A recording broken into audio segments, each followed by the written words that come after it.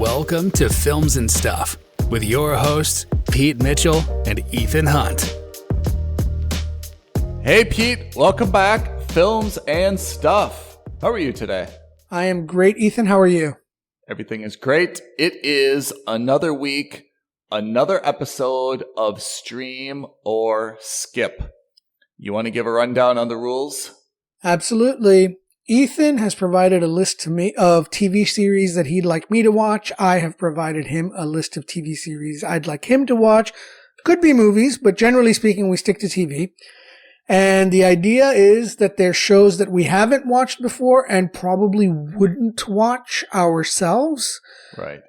And we watch at least 2 episodes. We give you a quick fire review, and then we decide if it's a show that we want to continue investing our time in or not. Mm-hmm.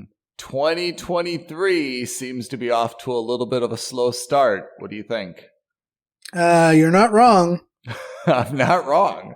You want to go first? You had something on Hulu. You want to break it down for us? I did. So we talked about this very, very briefly. Based on the title, I watched Monarch. And based on the title, you mentioned something about music last week. And I said, well, that's got to be ridiculous. It's got to be about the royal family, right? Or a royal family. It only makes sense. Or bird watchers for butterflies. Yeah. Or maybe. Let me tell you right now, I have egg on my face because you were 100% right and I was 1,000% wrong. I couldn't possibly have been more incorrect about this. Yeah. So, for those who don't know, Monarch is a name of a country music label in this TV series. And it's about a country music family called the Romans. And effectively everyone in the family is a country music star. So, the mother played very ably by Susan Sarandon.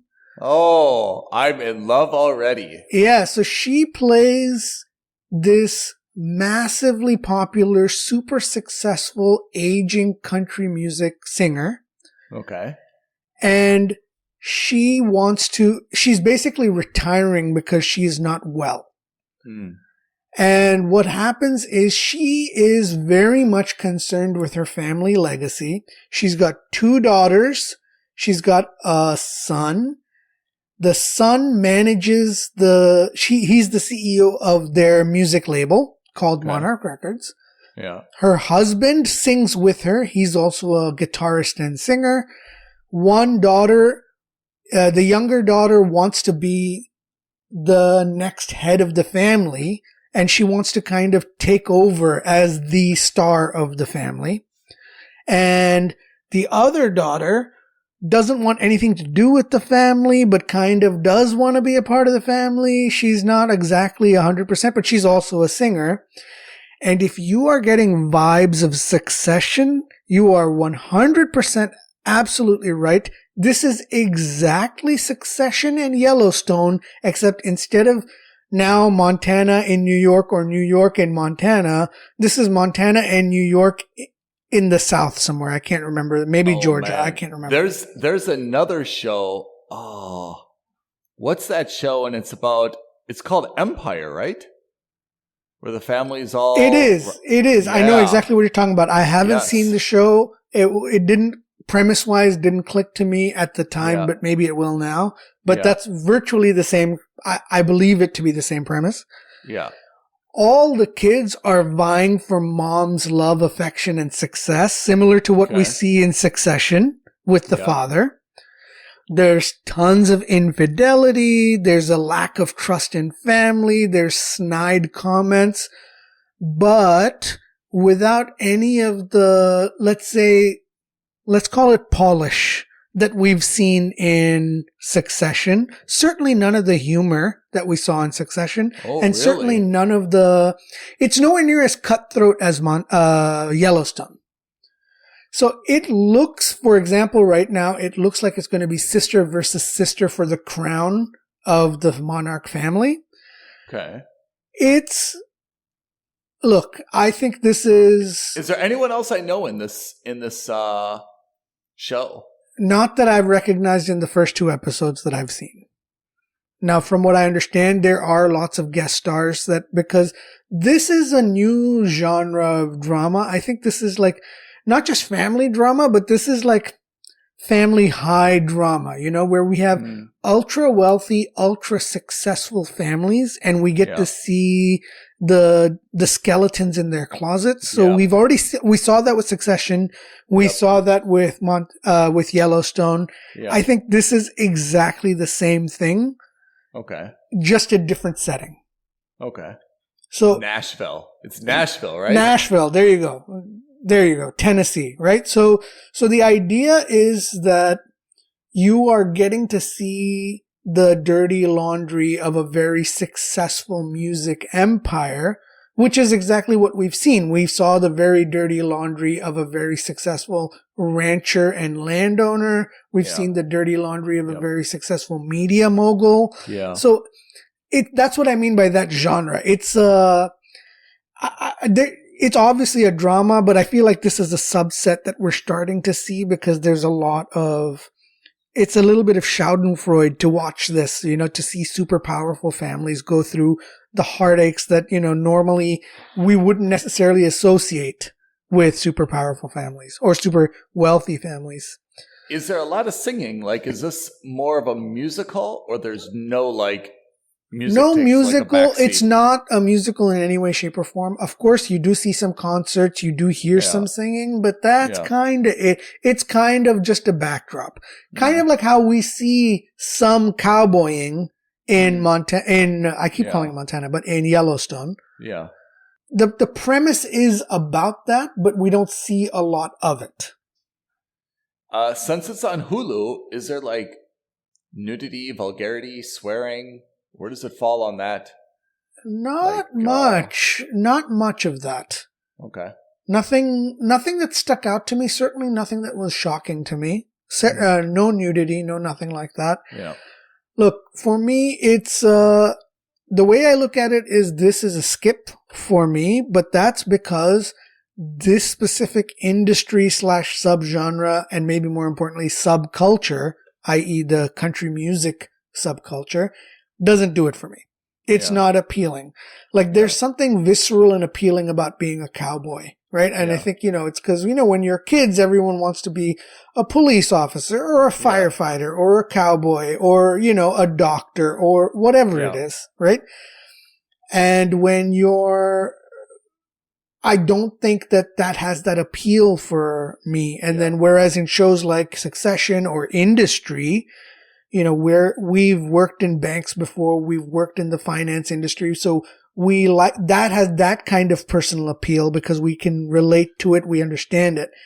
In this case, it does, other than the family drama, none of it is appealing to me. And because the country music thing is like the veneer on top of it, it's not for me. Yeah, I can see that. I recall, when you got this draw last week, I kind of recalled seeing this on Hulu. It stuck with me, probably only because of Susan Sarandon, and probably also because it's so much like Empire, Succession, and Yellowstone, where it just kind of appeared to me, and I don't say this negatively, but it was kind of like a cookie cutter where it took basically the same stuff. Yeah. But like a Mad Lib's book, it said, okay, but that's going to be in the country Western music sector, and therefore it has to be based in Nashville. Yeah. Yeah. If the way I looked at it is exactly the cookie cutter argument. I thought of it as, you're baking two different kinds of cookies. One's a chocolate cookie, one's a vanilla cookie. They're both effectively the same. They're both effectively the same. So you just have to really, in this case, if you want to call Monarch chocolate, you really have to like the flavor of chocolate. Otherwise, you're not going to go with it, or you're going to have to really like the flavor of vanilla. That's what it is. And for me, it has very limited appeal. Yeah. And because it is such a cookie cutter, or at least at this stage, seems like such a cookie cutter take on things that we've seen in the past, I'm not into it. I would only offer my humble suggestion that when there is a show like this that's intended to be around music, I don't know why they don't take someone from like America's Got Talent or The Voice or something and put them in a role and try to build a little bit of a song catalog around them during the show as well. Because I think one of the hard parts about a show like this is that you can't take someone else's music, and it's hard to come up with original music that's kind of good, and you can have actors or actresses kind of singing. For me, I think that if they could introduce an element where there's actually some pretty good songs, that would maybe distinguish it a little bit from some of the other stuff out there. Yeah, and it's interesting you say that because in the last season of Yellowstone, they actually got country music stars.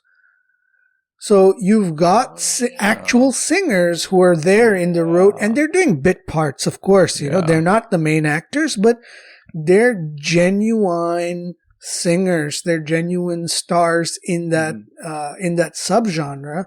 So it's kind of like an Easter egg for people who, it's thematically appropriate for Yellowstone, and B, for people who are fans of that genre, it's like an added bonus. Like it's a nice callback. Oh, I know her. She's a really good singer. I've actually heard her albums before, and now she's got a bit part on Yellowstone. I think that's great. Yep. And I think you're absolutely right. They could try, you could definitely do that. And in Monarch's defense, maybe they have, right? I only saw 2 episodes. I've decided it's not for me going forward, but who knows? Maybe they've got more. Maybe the songs are written by, real country stars. I have no idea. Yeah. I mean, you gave it a good try, but I have to say it's not compelling me that I'm gonna, watch any episodes of Monarch either. Although I do love Susan Sarandon, and I have to say, like, I'm kind of into the premise. Like, I could see it being good. It's soap opera-y. Yeah. But I mean, it doesn't seem like it's interesting enough to get me to watch that in place of some of the other stuff I've got on my plate. Yeah, it's weird because she also plays like a relative hard ass. And I'm not saying Susan Sarandon isn't a hard ass. She is, but it's just coupled with the fact that she's playing as like this quote unquote bad guy. Not obviously a bad guy, but someone who comes off as not so nice. And then there seems to be something trope, a little off about it. That's such a trope, is the hard charging mother or father, matriarch or patriarch, that drives so hard and is so concerned about their legacy, and all the kids are just trying to earn their affection, right? I mean, that just seems like it's such a tropey thing. Yeah. So that's where I stand on Monarch. So hats off to you for calling it, but it caught me completely out of left field. I was super shocked when I saw the first 30 seconds. I was like, oh, have I got the wrong show here? But no. So there we go. Well, that's something a little bit different for you. And I also had something a little bit different, which means our system is working. I had a Netflix show called The Mole. Yeah. And it is a reality game show. Is that our right? first? Yeah. Our first. And maybe the first on Netflix. So if you've seen Survivor, which everyone in the world has, or heard of it, I assume, this is very much like Survivor. Everyone's out in the wilderness. They're in Australia. It's about, surviving, a lot of physical challenges. Last person left, wins a whole pot of money. Everyone has to walk that fine line between competing with people, but at the same time, there's teamwork involved, a lot of physical challenges. The wrinkle, and I would say, I'm sure there's some people that have watched Survivor for every year for the last, I don't even know, 20 or 25 years. And they could really dive into the strategic nuances better than me. For me, the one distinction is that the mole is just like it sounds. There's one person in the cast, one contestant, who is employed by the show, and they are the mole. So their job is to basically sabotage things for everybody else and start to manipulate everybody else. I love it. And try to get everybody to be thinking that they can't trust the other person, even though there's, a lot of teamwork and coordination involved. It's clever wrinkle, I have to say. So I did a little bit of cheating. I watched the first 2 episodes, and then I skipped to the last episode to find out who won and who was the mole. And the first 2 episodes, I mean, it's okay. I think this needs to be watched in a group. Like, for me, the quintessential watching would be, boyfriend, girlfriend, husband, wife, whomever. And this would be their thing that they watch together, and they have intense discussions about who is the mole and who they want to win and who they don't support and blah, blah, blah, blah, blah, right? Right. Watching it by myself, it was a little bit dry, but I kind of got into some of it. I mean, but it's a lot of what you've seen before, right? There's a lot of physical challenges. There's a lot of teamwork. It's interspersed with, kind of after the fact interviews. There's a lot of time lapse to manufactured drama that may never have been there, right? So if they're looking for a suitcase hidden under a tree, they've got the camera angles. They show the people looking. They've got a clock counting down in the corner. It's manufactured drama. It may not have been so dramatic, in real life. So I watched the first 2 episodes, got a sense of not all the characters, because obviously every episode they focus on some more than others, but I got a sense of who the characters are, who I kind of like, who I found very annoying. And, they interview everybody, especially the first episode is all interviews. And, I'm a pilot, I'm going to win because, or I'm a lawyer, I'm going to win because. Or, of course. Everyone pleads kind of their case why they've got this, skill that's going to allow them to outshine everybody. Then I skipped to the last episode, saw who won it, saw who was the mole. And, I mean, it was, I'm happy that I watched the end. I wasn't really dying to know the outcome after the first 2 episodes, but I'm happy that I saw a conclusion, and I don't feel that I missed anything. I don't know how many episodes I missed. Let's say 7. I don't feel like I missed anything not seeing those 7 episodes. I'll say this. The person who won, it was down to 3 people. There were 3 people left, and you knew one of them was the mole, and then they all kind of had their guess in terms of who was the mole. And interestingly, they each chose a different person, right? So whoever guessed the mole correctly would win, and they each guessed someone else. Obviously, the mole, doesn't matter who the mole chose because that's intentional. The person who won was this, can I say it or should I not say it?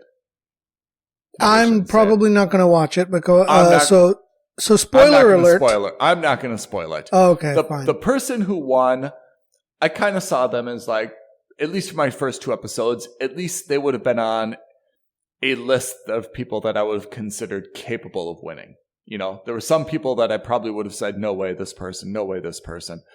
At least the person who won, for me, was kind of on the short list. I can't say I predicted they would win, but I didn't absolutely write them off.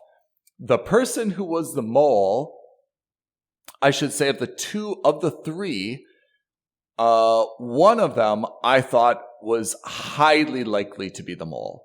So I feel that at least I kind of got it down to 3 based on the first episode or the first 2 episodes. And if you watch the first 2 episodes, you'll probably know what I mean.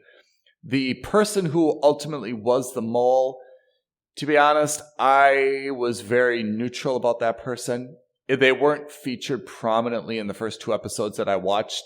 So I think I really didn't have a chance to like qualify them or disqualify them as a potential mole, but I wasn't like shocked or not shocked. So having watched this, we have our rating system, Pete. We gotta stick to the rating system.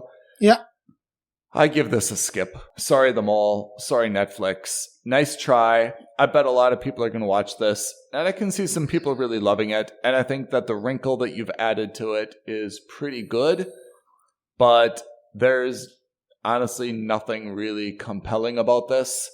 It's watch it and forget it. If you just came home from the office, you had a terrible day, and you just want to take your mind off of something, okay, I can see watching an episode of this. But in terms of making you more creative, teaching you anything, shock, surprise, steaminess, I mean, there's really nothing, to be honest. It's just a bunch of interviews and people, honking their own horn, and a bunch of physical challenges that are edited to be more dramatic than they maybe were. It's a skip for me, but I have to say there's at least some redeeming qualities to the show. And if someone said, hey, this is a mooch or a must subscribe, I wouldn't fight them to the death. I would respectfully disagree, and that would be the end of it for me. Yeah, but I think you also raised a really good point. Shows like this, generally speaking, especially, these reality TV-esque game shows, as it were, I think they're definitely better watched with someone. Oh, yeah. Right? Or with a group. Yeah. I mean, as much as I'm loath to admit it, yeah. I remember watching the first series of The Apprentice in the US, and it was a weekly thing for us to get together. We'd get a bunch of takeout food, sit together, all of us in somebody's apartment, and laugh over how ridiculous the contestants were being, and, waiting for the classic, you're fired. Yeah. Right?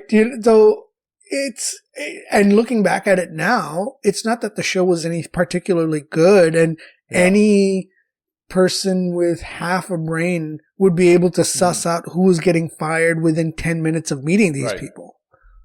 Right? But the concept of this game show-esque, jump through hoops and hurdles to figure out who's actually competent, I think that was quite fun. So, but again, only because we could sit there, we would laugh, we would point out the obvious fallacies in somebody's argument, et cetera, et cetera. So I'm with you. Premise-wise, it sounds fun, but I don't think I would ever sit down and, on a random Thursday afternoon or evening, sit there and be like, I'm bored, I'm going to watch this on my own. No way, no how. Yeah. I think, I don't think that Netflix has it. Correct me if I'm wrong. But, Amazon has the watch party. Yes. This would be a really good candidate for the watch party. Yeah. Yeah. This would be something, even, I have to say, it's almost would be appropriate for long distance relationships or kind of like families. I could almost see my family, no one really loves the show, but as you mentioned, with your friends, it's kind of like our family thing. And we've decided every Sunday night, we're going to kind of watch an episode through watch party, chat with each other, make crazy predictions and so forth. I can see that being very popular. And if Netflix had watch party or something similar, I could see this being a very strong candidate to be popular through that. Well, you heard it here first, Netflix. Ted Sarandis? I can't remember his surname. I don't know who that but is. Ted, you heard it here. Ethan suggesting you steal Bezos's watch party idea, and I think it's a good idea, actually. Yeah. I think that's a wonderful way to do it because, here's the problem with Netflix right now. They're on a cost-cutting spree at the moment, and they are cutting shows left, right, and center after one season, even shows that are, I saw 1899. I enjoyed it. I was looking forward to seeing where it goes. And then they cut it after one season. And I think it's because they've got such ridiculously high standards for themselves as to what should stay on as a renewal and what shouldn't. Yeah. And the mole, I feel, is going to be on there. I mean, this is exactly the type of show that gets renewed almost endlessly because the cost is so next to nothing, low, right? I feel like Survivor, hasn't that been going on for 40 years? Yeah. Whatever it's been. The cost is, I'm sure, I mean, I'm not even going to guess how much it is, but you've got obviously, one commentator or host, right? Everyone else is there for free. You've just basically got to buy them a bunch of tickets. Of course, there's, a film crew and a sound crew and an editing crew. And then you basically just put a bunch of, I'm being facetious, but you just basically put a bunch of red suitcases all over the forest, right? Yeah. And make up a few things that they have to jump over or shimmy under in order to get them, and you've got the show. So yeah, in terms of cost effectiveness, you make that whole season for what it probably costs to make one episode of a different show. You can run that thing forever, right? It may not be winning any Academy Awards. It may not be winning a films and stuff, whatever our award is, but someone will watch it, and by virtue of a low cost base, it will make some amount of money. Yeah. Yeah, I agree. And look, the more I think about it, the more I love your watch party idea, because what it does is it also forces people who are subscribers to get in on the action. Or if you're not a subscriber, hey, all of a sudden everyone's watching, this terrible reality TV series. And the timing is actually quite good, because on premise, this sounds like that this very popular game Among Us, right? Where everyone's working towards a task, but one person is the interloper who's trying to sabotage everyone. Mm-hmm. It's a very common video game trope at the moment. And I think that what you do is, by having a game show about that, you also can pick up a video game audience. So that's what we've got for this week's Stream or Skip. Unfortunately, maybe we should say fortunately. I mean, we've encouraged our listeners that they do not have to waste their time with two shows. But for you and me, we had a week of pushing through some non-compelling streaming shows. Right. Do you think we will turn this around for week 3? I'm always optimistic. I think it'll be a better chance for you, considering, spoiler alert, I've already chosen what we're watching for next week.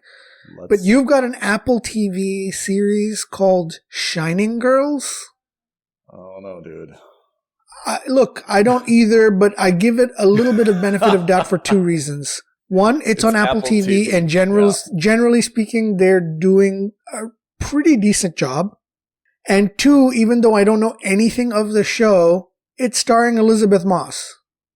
Oh, really? I mean, if you would ask me what I think of the show, like what pops into my head, I would guess it's something like Gilmore Girls, one of these kind of coming of age, maybe not older than teenagers, college students, and they blah blah blah. Heartache and pain and joy and tears and all this stuff. Elizabeth Moss is the GOAT, but still her involvement makes me think it's somehow more of that and not necessarily, what else could it be? I don't know. Maybe, but it's not where my mind went, only because I saw that it was an Apple TV program as well. Yeah, okay. You never know. Look, fingers crossed. And I've got Netflix's Inside Man, not to be confused with Inside Man starring Clive Owen, the movie from 2004 or 5 or 9, which was a wonderful, wonderful heist movie. One of the best. Yeah. So I don't know anything about this. Maybe about an informant, maybe about someone in jail, something like that. I don't know. I agree. Most likely this is not a comedy. No, most likely it's not. Because it's also Netflix, and Netflix isn't exactly known for its own sitcoms. Yeah. Okay, well, let's watch our assignments this week, and let's see if we can turn around what's been so far in January, 2 weeks of meh assignments. Let's try to find our diamond in the rough, right? Indeed, that's the hope. Pete, thank you. Listeners, thank you. Pete, when are we going to get some comments and some recommendations from our listening base? I don't know, but if you are watching this on YouTube, please like us, please subscribe, please leave a comment. All of these little things help us. They don't take much time from you. We would love to hear from you. Give us a list of shows that you want us to go through, or, shows, you don't have time to go through, but you think you'd want to know if it's worth watching or not. Drop us a line. You can tweet at us at F&S Podcast, or you can drop us a line on Instagram at Films and Stuff Podcast, or email us aloha at filmsandstuffpodcast.com. We are big on the tweets. We are big on comments. Don't let us down. Thank you for listening. All right. Thanks, everyone. Thanks, Ethan. Thanks, Pete. Bye now. Bye. Thank you for listening to another episode of Films and Stuff. If you haven't already, please subscribe and review on Apple Podcasts, Spotify, or wherever podcasts are downloaded. Films and Stuff. There is no substitute.